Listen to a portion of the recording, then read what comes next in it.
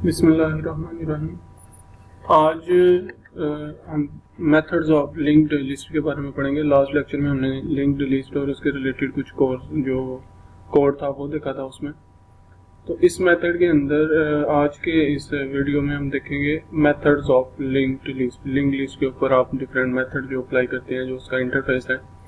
For example आपने remove करना है कोई एलिमेंट, या ऐड करना है कोई एलिमेंट, या आपने जो है लिस्ट की लेंथ जो है वो फाइंड करनी है, तो उसके लिए जो है वो आप क्या क्या मेथड यूज़ करेंगे और क्या क्या कोड उसके आप यूज़ कर सकते हैं। पिछले लेक्चर में हमने जो मेथड लिंक लिस्ट का कुछ देखे थे, तो वो मेथड्स जो है वो इंटरफेस हैं इस लिंक लिस्ट का। तो उसमें हम सबसे पहले जो है वो स्टार्ट मेथड जो है उसके बारे में देखते हैं। स्टार्ट मेथड जो है वो क्या है।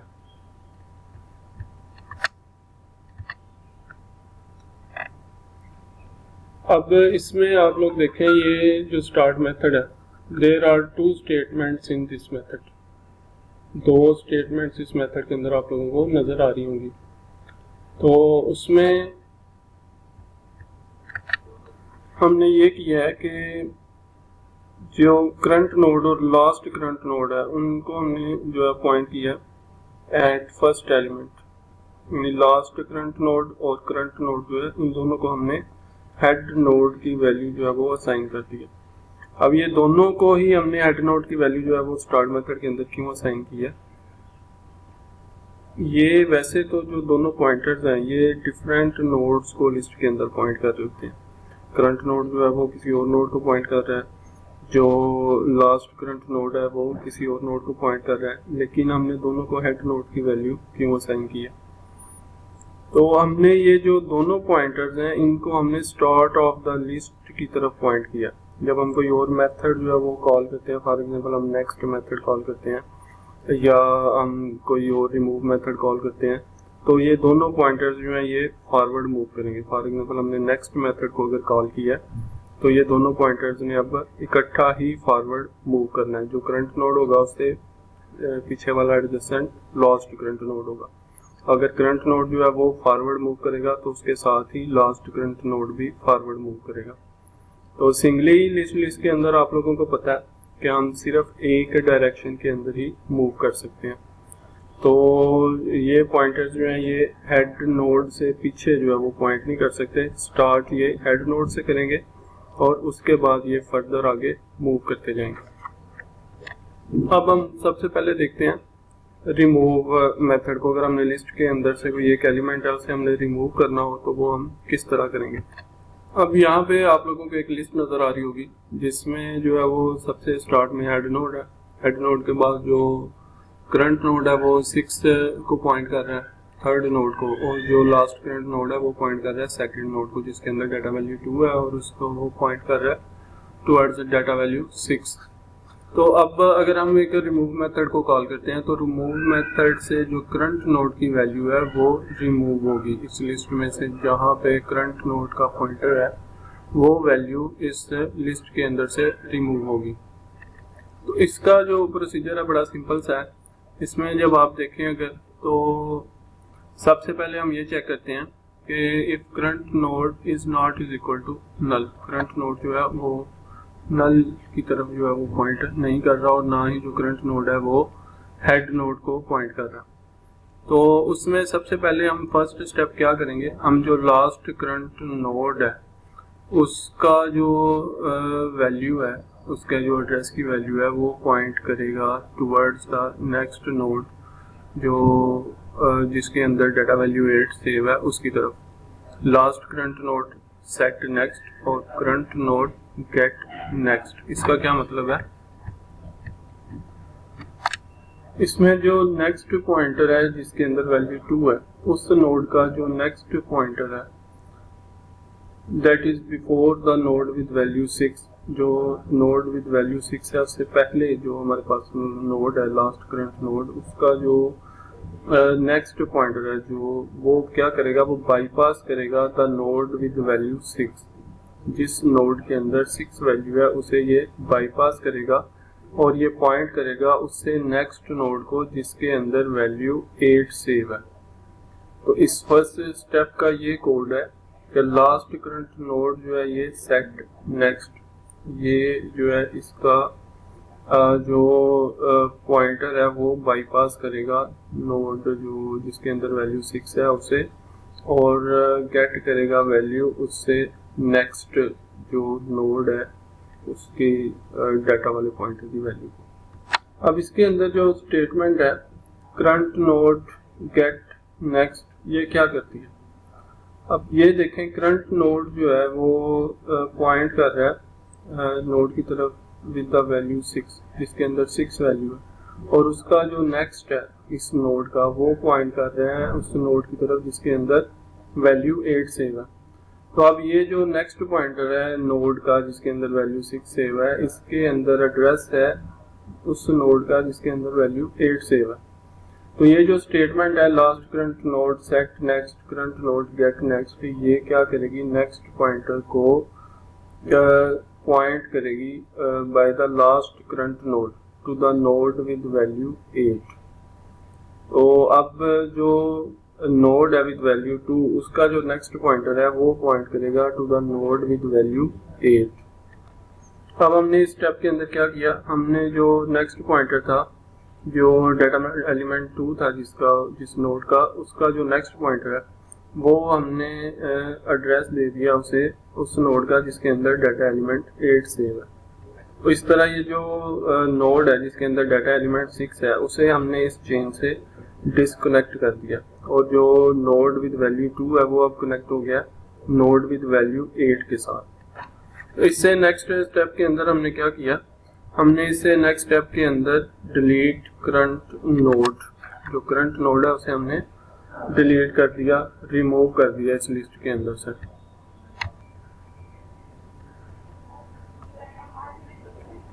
अब ये जो आप लोगों को ऑलरेडी पता है कि ये जो डिलीट स्टेटमेंट है ये मेमोरी को रिलीज कर देती है और मेमोरी जो है वो सिस्टम को वापस से रिटर्न कर देती है। उससे जो नेक्स्ट स्टेप है उसके अंदर हमने क्या किया, हमने जो करंट नोड का पॉइंटर था उसे हमने पॉइंट कर दिया टू द नेक्स्ट नोड। तो अब कोड बन गया इसका, current node is equal to last current node. तो फोर्थ स्टेप के अंदर ये जो लास्ट स्टेप है इसका, इसमें हमने क्या किया, हमने जो लिस्ट का साइज है उसे हमने 1 रिड्यूस कर दिया जब हमारा एक नोड जो है वो डिलीट हो गया। तो इन 4 स्टेप्स के अंदर हमने अपना रिमूव मेथड जो है वो कंप्लीट किया। इससे जो नेक्स्ट मेथड है that is length, and this method simply returns the size of the list. और इसका कोड जो है ये सिंपल सा कोड है जो लिखा हुआ है इंट लेंथ रिटर्न साइज।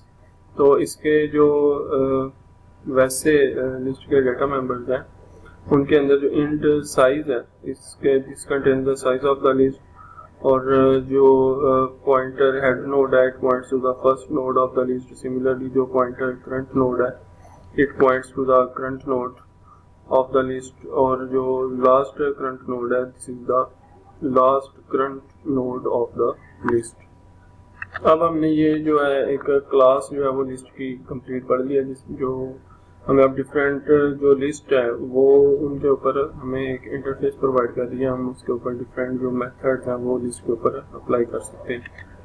अब हम जो है एक एग्जांपल प्रोग्राम छोटा सा देखते हैं लिस्ट की यूजेज के हवाले से कि आप किस तरह एक लिंक लिस्ट को यूज कर सकते हैं। उसका एक एग्जांपल कोड है जिसे हम जो है वो अब थोड़ा सा डिटेल के अंदर देख लेते हैं।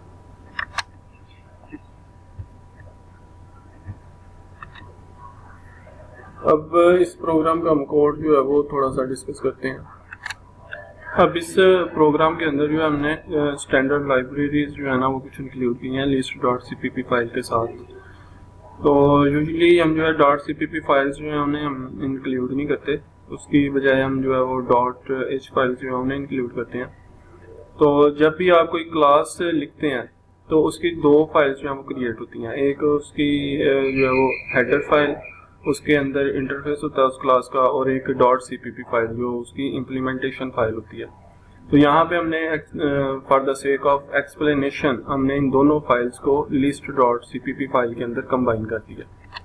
अब लिस्ट के जो मेन मेथड जहाँ से स्टार्ट हो रहा है वहाँ से हमने एक लिस्ट ऑब्जेक्ट जो है वो क्रिएट किया है। जैसे ये हमारे पास लिखा हुआ है लिस्ट लिस्ट, तो ये जो फर्स्ट लिस्ट है दैट इज द फैक्ट्री, और इसने जो है वो एक लिस्ट हमें लिस्ट ऑब्जेक्ट जो है वो क्रिएट करके दिया जिसका नाम है लिस्ट विद स्मॉल एल।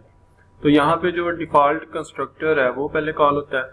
अगर आपको जो है वो कंसेप्ट ऑफ फैक्ट्री याद है जो मैंने आपको लास्ट लेक्चर के अंदर बताया था, तो यहाँ फिर आप लोगों को ये समझने में मुश्किल नहीं होगी कि आपने एक लिस्ट फैक्ट्री जो है लिस्ट विद कैपिटल एल, उस फैक्ट्री को आपने एक ऑर्डर दिया है कि मुझे एक लिस्ट ऑब्जेक्ट बना के दो जिसका नाम हो स्मॉल एल के साथ लिस्ट। तो जब आपने ये ऑब्जेक्ट जब ये क्रिएट हो जाता है तो उसके बाद आपने क्या किया है, उसके अंदर आपने नोड्स जो हैं वो ऐड किए हैं। तो आपने जो है वो ऐड किए हैं इसके अंदर elements with the data values 5, 13, 4, 8, 24, 48 and 12। तो उसके बाद हमने क्या किया, जो स्टार्ट मेथड है लिस्ट का उसे हमने कॉल किया है that will position the current node and last current node eight start of the list. जो मैंने थोड़ी देर पहले आप लोगों को बताया कि हम सबसे पहले क्या करते हैं, जो लास्ट करंट नोड है और करंट नोड है उसे हम पोजीशन करते हैं विद द हेड नोड। तो अब हमें जो है ना इसकी इम्प्लीमेंटेशन के बारे में कोई परेशान होने की ज़रूरत नहीं है। हम जो है सिर्फ इसका इंटरफेस जो है लिस्ट का वो यूज़ करेंगे। तो सबसे पहले हमने जो स्टार्ट मेथड है वो क्या करेगा, वो हमें लिस्ट के स्टार्ट पर ले जाएगा। और इंटरनली जो है वो इट में बी एन अरे और लिंक लिस्ट और सम अदर इम्प्लीमेंटेशन हो सकती है। ये लिस्ट की जो आप लोगों ने लिस्ट ऑब्जेक्ट जो है वो क्रिएट किया है, डिफरेंट वे से आप इसको इम्प्लीमेंट कर सकते हैं। और उसके बाद एक वाइल लूप है जो क्या कर रहा है, that calls the next method of the list. तो ये पॉइंटर को क्या करता है, it moves the pointer ahead and returns a Boolean value. जो बूलियन वैल्यू है वो या तो ट्रू होती है या फॉल्स होती है। तो जब हम इस लिस्ट के एंड पे पहुंच जाते हैं तो फिर जो नेक्स्ट मेथड है दैट विल रिटर्न फॉल्स। तो वाइल लूप में हमने जो है ना एक सी आउट स्टेटमेंट यूज की है। जो सी आउट क्या करती है, वो हमें लिस्ट के जो एलिमेंट्स हैं उनको प्रिंट, उनकी वैल्यू को प्रिंट करेगी। तो उसके बाद हमने एक गेट मेथड एम्प्लॉय किया। तो गेट मेथड से हम जो है वो वैल्यू को गेट करते हैं और सी आउट से फिर हम उन्हें प्रिंट करते हैं। तो ये लूप तब तक कंटिन्यू रहेगा जब तक जो नेक्स्ट मेथड है वो आपको ट्रू वैल्यू रिटर्न करता रहेगा। और जब ये पॉइंटर है वो and of the list, the next जो है वो पॉइंटर जब एंड ऑफ द लिस्ट पर पहुंच जाएगा तब जो आपका नेक्स्ट पॉइंटर है वो आपको फॉल्स रिटर्न करेगा। और जब नेक्स्ट पॉइंटर आपको फॉल्स रिटर्न करेगा तब आपका ये लूप जो है वो एंड हो जाएगा। अब ये जो लिस्ट डाटा स्ट्रक्चर की एक एग्जांपल भी हमने देख ली। तो ये जो लिस्ट इसे आप लोगों ने प्रैक्टिस भी करनी है इसकी, इस कोड की। इसे आपने लिखना है, कंपाइल करना है और इसका आउटपुट देखना है कि इस लिस्ट के एलिमेंट्स जो है वो आपके पास शो हो रहे हैं या नहीं। तो इसकी प्रैक्टिस ज़रा इम्पोर्टेंट है क्योंकि लिस्ट जो है ये काफ़ी इम्पोर्टेंट डाटा स्ट्रक्चर है। तो जितने भी प्रोग्रामिंग कोर्सेज हैं उनके अंदर ये तकरीबन यूज़ होता है लिस्ट डाटा स्ट्रक्चर। अब जो भी डाटा स्ट्रक्चर हम बनाते हैं हम सबसे पहले ये देखते हैं कि ये हमारे लिए यूजफुल है या नहीं है। तो उसके लिए हम जो है इसके कॉस्ट और बेनिफिट्स देखते हैं with respect to time and memory. तो अब हम ये एनालाइज यहाँ पे करते हैं कि ये जो लिंक लिस्ट हमने क्रिएट की है with dynamic memory allocation in a chain form, तो इसके हमारी क्या हमें कॉस्ट बियर करना पड़ती है और क्या इसके हमें बेनिफिट्स हैं इस तरह करने के। तो सबसे पहले जो ऐड ऑपरेशन है वो हम देखते हैं कि एडिशन पर्पस के लिए हमने क्या किया था, हमने एक सिंपली न्यू नोड जो है वो करंट नोड के बाद इंसर्ट कर दिया। तो ऐड जो है ये एक वन स्टेप ऑपरेशन है। तो इसके अंदर हमने जो है ये इसमें क्या किया था, हमने चेंज किया था 2 या 3 पॉइंटर्स को, जिसमें हमने कुछ पॉइंटर वेरिएबल्स की वैल्यूज जो है वो चेंज की थी। तो यहाँ पे जो है कोई आपको पूरी लिस्ट जो है उसे ट्रैवर्स करने की ज़रूरत इसके अंदर नहीं होती। तो अरे के केस में अगर हमने एक एलिमेंट ऐड किया at the centre of the रे। तो इसके लिए फिर पहले एक हमारे पास जो है वो हमें स्पेस क्रिएट करनी पड़ती थी। इसके लिए हमें जितने भी एलिमेंट्स हैं करंट पॉइंटर के बाद रे के अंदर, उन्हें हमने शिफ्ट किया था one place to the right. तो सपोज करें अगर हमने जो है वो स्टार्ट ऑफ द लिस्ट के ऊपर जो है वो हमने इसके अंदर कोई value start of the list पे हमने अगर एंटर करनी है, तो हमें जितने भी एलिमेंट्स हैं उन्हें हमें वन स्पॉट जो राइट की तरफ हमें शिफ्ट करना पड़ा था। लेकिन लिंक लिस्ट के अंदर इसके अंदर हमें इस तरह नहीं करना पड़ा। इसके अंदर हमने क्या किया, एक न्यू नोड क्रिएट किया हमने, और जो करंट पॉइंटर था उसे हमने क्या किया, हमने जस्ट 2 या 3 पॉइंटर्स को एडजस्ट किया इसके अंदर। तो इसमें हमें जो CPU टाइम है और कंप्यूटिंग टाइम है तो वो काफ़ी ज़्यादा हमें कम यूज़ करना पड़ा, कॉस्ट हमें कम पड़ी है as compare to one with the use of arrays. जो अरेज जो थी उनके अंदर हमने जो किया था उसकी निस्बत यहाँ पे हमें कम कॉस्ट जो है वो बियर करना पड़ रही है। इसी तरह रिमूव मेथड है, रिमूव जो है वो भी एक वन स्टेप ऑपरेशन है। तो रिमूव से क्या होता है, जो नोड बिफोर और after the node to be removed है वो आपस में कनेक्ट हो जाते हैं। उसके बाद हम करंट पॉइंटर को अपडेट कर देते हैं, और उसके बाद जो नोड है करंट पॉइंटर पे उसे हम डिलीट कर देते हैं।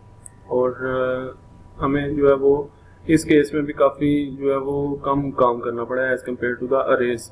उसके अंदर भी हमने जो डिलीट था, जब हम डिलीट ऑपरेशन करते हैं तो डिलीट ऑपरेशन से एक स्पेस क्रिएट हो जाती है। उस स्पेस को फिर फिल करने के लिए हमने सारे एलिमेंट्स को जो राइट पे जितने भी एलिमेंट हैं उन्हें हमने वन स्पेस जो है वो लेफ्ट की तरफ मूव करना पड़ा था।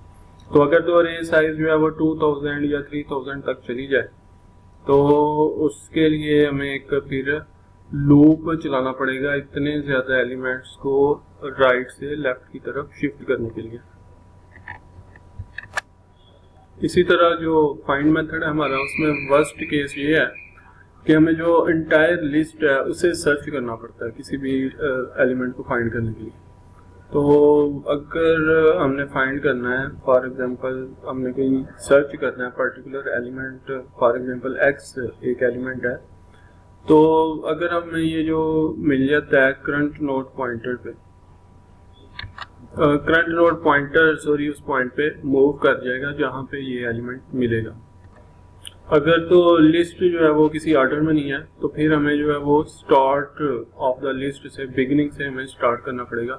तो हर वैल्यू को नोड की हमें चेक करना पड़ेगा, फिर इस वैल्यू को x के साथ कंपेयर करना पड़ेगा, और अगर ये वैल्यू फाउंड हो जाती है तो करंट नोड पॉइंटर जो है ये फिर उस पॉइंटर पे मूव कर जाता है। अदरवाइज ये अगर पूरी लिस्ट में से इसे कोई एलिमेंट नहीं मिलता इक्वल टू x तो फिर ये फॉल्स रिटर्न कर देता है। तो फॉर एग्जांपल अगर हमारे पास x जो है वो लिस्ट के अंदर नहीं है तो इस केस में we have to search the list from start to end, और हमें मिला भी कुछ भी नहीं है। तो ये वर्स्ट केस है। इस सिनेरियो के अंदर हमारा जो टाइम है वो वेस्ट हुआ है काफ़ी ज़्यादा, और हमें उस लिस्ट के अंदर जो अपना आंसर भी नहीं मिला। तो अगर इस मेथड को हम अरे के साथ कंपेयर करें तो ये मेथड सेम होगा। तो अगर अरे से इम्प्लीमेंटेशन किया है या डायनामिक मेमोरी एलोकेशन से लिस्ट की इम्प्लीमेंटेशन किया तो फाइंड मेथड जो है इट कॉस्ट सेम। तो हमें पता नहीं है कि जो x है वो अरे के अंदर है या नहीं है। हमने कम्प्लीटली उस अरे को सर्च किया और इसके लिए अगर तो हमें वो x मिल जाता है तो करंट पॉइंटर वहाँ पे मूव कर जाता है और हमें ट्रू वैल्यू रिटर्न होती है, और अदरवाइज हमें नहीं मिलता। तो इसका एवरेज केस ये होता है कि आप जो है वो मिडल पे आपको कोई जो है वो मिल गया है, हाफ आपने जो लिस्ट है उसे ट्रावर्स किया है और आपको कोई एलिमेंट मिल गया, और बेस्ट केस ये होगा कि आपको फर्स्ट पोजीशन के अंदर या रे के अंदर आपको एलिमेंट मिल गया। इसी तरह जो बैक मेथड है उसे हम थोड़ा देखते हैं, एनालाइज करते हैं। तो इसमें हमने ये किया था, हमने जो करंट पॉइंटर है वो वन पोजीशन इसके अंदर हम पीछे बैक पे हम उसे पॉइंट करते हैं करंट पॉइंटर को बैक मेथड से। तो अब अगर हमने एक करंट पॉइंटर को बैक मेथड से वन स्टेप बैक मूव करना है तो इसके लिए हमें लिस्ट को ट्रावर्स करना पड़ेगा from the start until the node whose next pointer points to the current node। तो इसके लिए अब हमारी जो लिस्ट है वो एक सिंगली लिंक्ड लिस्ट है। इसमें हम एक ही डायरेक्शन के अंदर मूव कर सकते हैं। हम स्टार्ट से शुरू करते हैं और एंड पे जाते हैं।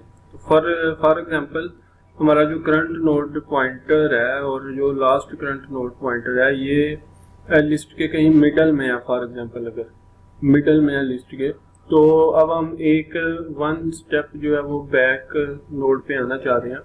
तो हमने क्या किया, तो हमने यहाँ पे ये करना है, जो लास्ट करंट नोड है उससे भी एक स्टेप हमने वापस लेके आना है और करंट नोड को भी एक स्टेप वापस लेके आना है। तो करंट नोड जो है वो उसे लास्ट करंट नोड की वैल्यू असाइन करना तो आसान है। आप एक पिछला जो लास्ट करंट नोड की वैल्यू है उसे करंट नोड को असाइन कर देते हैं, करंट नोड जो है वो एक स्टेप पीछे आ गया। अब मसला है कि हमने लास्ट करंट नोड को एक स्टेप जब पीछे लेके आना है, तो हमारे पास उससे पिछले नोड का पॉइंटर नहीं है कि इससे पिछला नोड जो है वो कौन सा था। तो उसके सोल्यूशन के लिए फिर हमें स्टार्ट ऑफ द लिस्ट पे जाना पड़ता है, फिर दोबारा से उस लिस्ट को हमें ट्रांवर्स करना पड़ेगा। और जब आप लास्ट करंट नोड पे पहुंच जाएंगे जहाँ पे लास्ट करंट नोड था, तो उससे जो पिछला पॉइंटर है उससे फिर आप लास्ट करंट नोड को असाइन कर देंगे द न्यू पॉइंटर। तो यहाँ से आप लोगों को पता चल रहा होगा कि ये जो बैक ऑपरेशन है ये वन स्टेप ऑपरेशन नहीं है। इसके अंदर पहले हम करंट नोड को पीछे लेके आते हैं लास्ट करंट नोड पे, फिर लास्ट करंट नोड को वन स्टेप पीछे लेके आने के लिए हमें स्टार्ट से पूरी लिस्ट को ट्रावर्स करना पड़ा। तो इसके लिए हमें एक तो लूप चाहिए और उसके साथ साथ हमें टाइम जो है वो भी ज़्यादा चाहिए। इसकी कॉस्ट जो है वो बैक ऑपरेशन की ज़्यादा है। अब आप लोगों ने देखा सिंगल लिंक लिस्ट को, इसके अंदर जो चेन थी आप लोगों ने देखा कि एवरी नोड जो है उसका वो नेक्स्ट जो फील्ड है that points to the next node. तो ये उस वक्त तक जारी रहती है जब तक आप लास्ट जो आप लोगों का करंट नोड है उस तक आप लोग नहीं पहुंच जाते।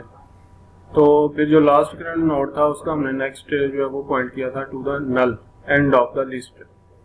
तो इसमें एक हेड नोड पॉइंटर था that points to the start of the list. तो इसमें हमने ये देखा था कि जो फॉरवर्ड मूव करना है वो इजी है सिंगल लिंक लिस्ट के अंदर, लेकिन बैक जाना मुश्किल है। वो बैक के लिए आप लोगों को टू स्टेप ऑपरेशन जो है वो परफॉर्म करना पड़ता है। पहले वन स्टेप बैक आना पड़ता है, फिर स्टार्ट से आप लोगों को सारी की सारी लिस्ट दोबारा से ट्रावर्स करनी पड़ती है।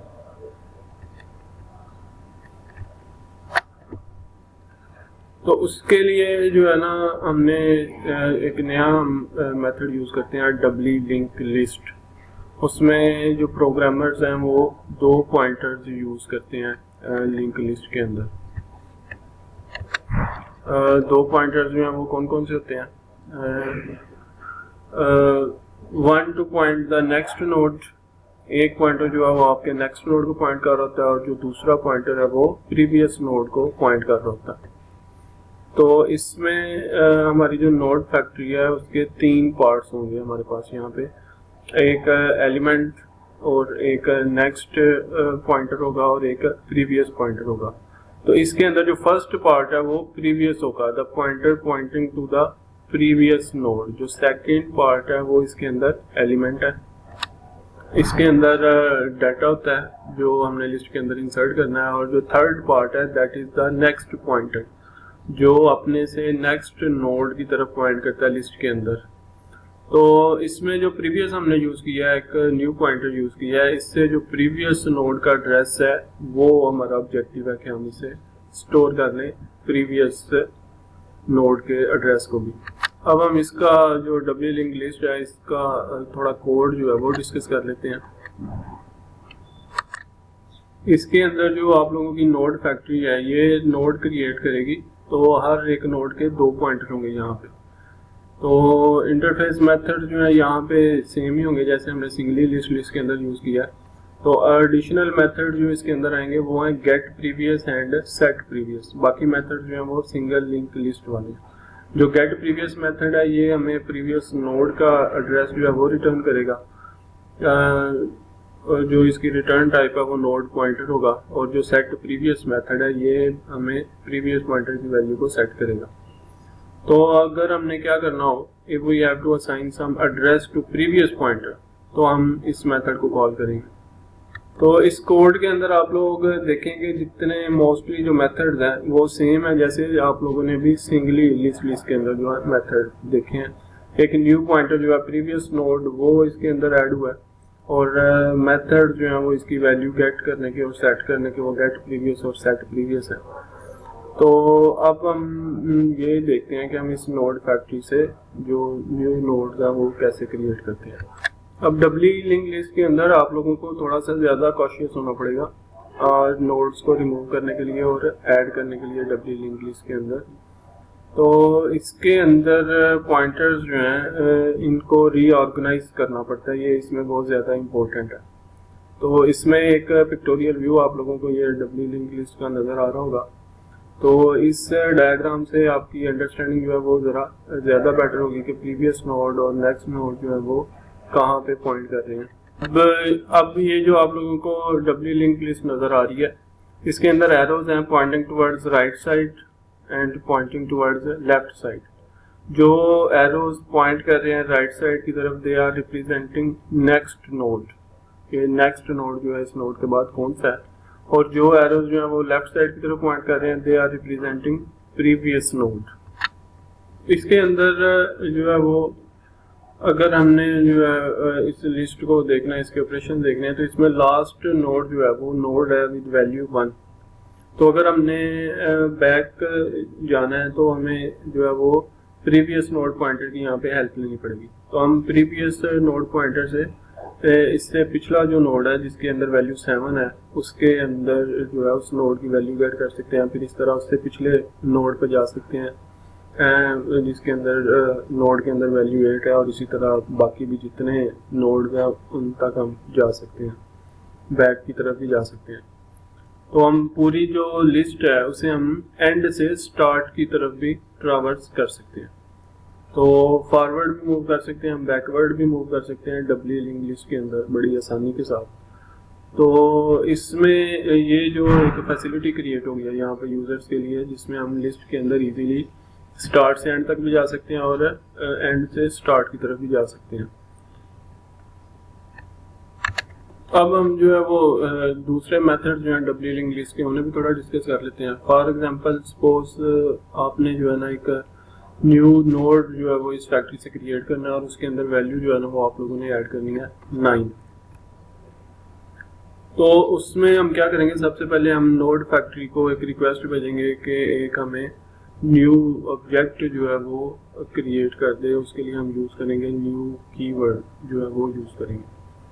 तो फिर हम क्या करेंगे, इस जो न्यूली क्रिएटेड नोड है इसके अंदर 3 फील्ड्स होंगी। एक ऑब्जेक्ट फील्ड की होगी जिसके अंदर वैल्यू स्टोर है, एक प्रीवियस नोड और एक नेक्स्ट नोड की वैल्यू होगी। तो अब हम देखते हैं कि हमने इन पॉइंटर्स के साथ क्या करना है। अब ये जो डायग्राम आप लोगों को नज़र आ रही है इसमें जो करंट नोड है ये पॉइंट कर रहा है विद द नोड वैल्यू 6। अब जो न्यू नोड है वो वैल्यू 6 वाले नोड और वैल्यू 8 वाले नोड के दरमियान में इंसर्ट होगा। तो फर्स्ट स्टेप में हम क्या करते हैं, we assign the address of the node with value 8 to the next node of the new node. जो आपका न्यू नोड 9 है उसका जो नेक्स्ट नोड है उसको हम वैल्यू असाइन कर देते हैं उस नोड की जिसके अंदर वैल्यू 8 सेव है। उससे नेक्स्ट स्टेप के अंदर प्रोग्रामर जो है वो पॉइंट करता है previous node of the new node to the node with value 6। अब जो प्रीवियस नोड है उसका जो है वो प्रीवियस नोड की वैल्यू जो है वो न्यू नोड के अंदर वैल्यू उसके प्रीवियस नोड की आ जाएगी जिसके अंदर वैल्यू 6 जिस नोड के अंदर स्टोर है। और थर्ड स्टेप के अंदर क्या होगा कि जो न्यू जो नोड है थर्ड स्टेप के अंदर उसका जो प्रीवियस नोड विद वैल्यू 8, अच्छा जो नोड 8 है यहाँ पे उसका जो प्रीवियस नोड है वो पॉइंट करेगा to the new node of जो न्यू नोड है उसके नेक्स्ट पॉइंटर को पॉइंट करेगा। अब जो प्रीवियस नोड है उस नोड का जिसके अंदर वैल्यू 8 है वो पॉइंट कर रहा है to the node with value 9। और फोर्थ स्टेप के अंदर हम क्या करते हैं, जो नेक्स्ट नोड है of the node with value 6 जो पॉइंट कर रहा है to the new node that is the node with value 9। तो उसमें हम क्या करते हैं, point the current to the new node and add 1 to the size of the list. आप जो करंट पॉइंटर है उसे आप न्यू नोड पे ले जाते हैं और लिस्ट का साइज जो है वो एक इंक्रीज कर देते हैं। तो इन 4 स्टेप से हमने क्या किया है, एक लिस्ट के अंदर न्यू एलिमेंट जो है वो ऐड कर लिया और साथ हमने उसकी कोडिंग भी देखी कि एक डबली लिंक लिस्ट के अंदर किस तरह आपने एक न्यू एलिमेंट जो है वो ऐड करना है। इसके बाद हम देखते हैं सर्कुलरली लिंक्ड लिस्ट जो है वो क्या होती है। अब आप लोगों ने देखा है कि जो सिंगली लिंक्ड लिस्ट थी उसके अंदर जो नेक्स्ट फील्ड था लास्ट नोड का वो नल को पॉइंट कर रहा था, और जब आप उसमें फिर सिंगली लिस्ट के अंदर हमने देखा है कि आप डिफरेंट जो मेथड्स हैं वो किस तरह अप्लाई कर सकते हैं। उसके बाद हमने डबली लिंक्ड लिस्ट को देखा, उसके अंदर 2 नल पॉइंटर्स थे, एक previous in the first node and next in the last node. ये दोनों नल थे, जो प्रीवियस है फर्स्ट नोड का वो भी नल को पॉइंट करता है और जो नेक्स्ट है लास्ट नोड का वो भी नल को पॉइंट करता है। तो इसके बाद हम देखते हैं सर्कुलरली लिंक्ड लिस्ट। उसके अंदर हम क्या करते हैं, जस्ट हम जो लिंक कर देते हैं लास्ट नोड को with the first node of the list और उससे आपकी एक सर्कुलरली लिंक्ड लिस्ट क्रिएट हो जाती है। ये इस पिक्चर में देखें, सर्कुलरली लिंक्ड लिस्ट के जो 2 व्यूज हैं डिफरेंट। तो इसके अंदर सबसे पहले जो हेड नोड है, फिर आपका जो है फर्स्ट नोड है, सेकंड नोड है, third and the last node. अब जो लास्ट नोड का नेक्स्ट पॉइंटर है वो जो फर्स्ट आपका हेड नोड है उसे पॉइंट कर रहा है। अब इसमें आप लोगों ने ये नोट किया होगा या आपको ये नजर आ रहा होगा कि किसी भी नोड की जो नेक्स्ट फील्ड है वो नल नहीं है यहाँ पे। तो इसका हमें फायदा क्या है सर्कुलरली लिंक्ड लिस्ट को यूज करने का। तो अगर हम इसमें नेक्स्ट और बैक मेथड जो है वो यूज करते हैं, जो करंट पॉइंटर को मूव करते हैं बैकवर्ड एंड फॉरवर्ड, तो वो कभी भी जो है वो नल को पॉइंट नहीं करेंगे। अब आप लोगों को ये जो एग्जांपल नजर आ रही है इसके अंदर हमने क्या किया है कि सिंगली लिंक्ड लिस्ट जो थी उसके जरिए हमने एक सर्कुलरली लिंक्ड लिस्ट बना ली। यही चीज हम जो है वो डबली लिंक्ड लिस्ट के अंदर भी कर सकते हैं। इसके अंदर जो प्रीवियस पॉइंटर है डबली लिस्ट लिंक के अंदर ऑफ द फर्स्ट नोड वो पॉइंट करेगा लास्ट नोड को, और जो नेक्स्ट पॉइंटर है लास्ट नोड का वो फर्स्ट नोड को पॉइंट करेगा। तो अगर हम जितने भी नोड्स हैं उनको एक सर्कल के अंदर अरेंज करते हैं तो एक पॉइंटर जो है, one of the pointers, next pointer जो है ये मूव करेगा क्लॉकवाइज डायरेक्शन में, और जो प्रीवियस पॉइंटर्स हैं वो एंटी क्लॉकवाइज डायरेक्शन के अंदर मूव करेंगे। और इन पॉइंटर्स की हेल्प से हम क्या कर सकते हैं, क्लॉकवाइज डायरेक्शन और एंटी क्लॉकवाइज डायरेक्शन दोनों डायरेक्शंस के अंदर हम लिस्ट के अंदर मूव कर सकते हैं। तो जो हेड नोड है पॉइंटर है, हेड नोड का पॉइंटर है will remain at its position, ताकि आप लोगों को पता चले कि ये लिस्ट स्टार्ट कहाँ से हो रही है। इसके हेड नोड को हमें चेंज करने की जरूरत नहीं होती। तो अगर हमें जो है वो रिमूव